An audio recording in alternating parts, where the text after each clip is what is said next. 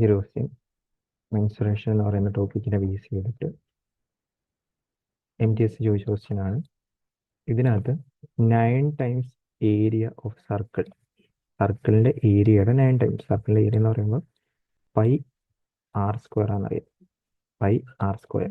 അതിന്റെ 9 ടൈംസ് എന്ന് പറയുന്നത് ഒരു സ്ക്വയറിന്റെ ഏരിയന്റെ 3 ടൈംസ് ആണ്. സ്ക്വയറിന്റെ ഏരിയയുടെ 3 ടൈംസ് ആണ്. സ്ക്വയറിന്റെ സൈഡ് എ ആണെങ്കിൽ എ സ്ക്വയർ ആണ് ഏരിയ. അപ്പോൾ ഈ ഒരു സ്റ്റേറ്റ്മെന്റിനെ നമുക്ക് ഇങ്ങനെ എഴുതാം, 9 പൈ ആർ സ്ക്വയർ എന്ന് പറയുന്നത് 3a സ്ക്വയർ എന്ന് പറഞ്ഞ് എഴുതാം.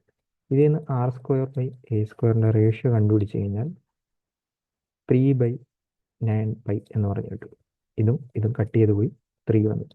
So R by A ratio എന്ന് പറയുന്നത് 1/√3 പൈ എന്ന് പറഞ്ഞു കിട്ടും.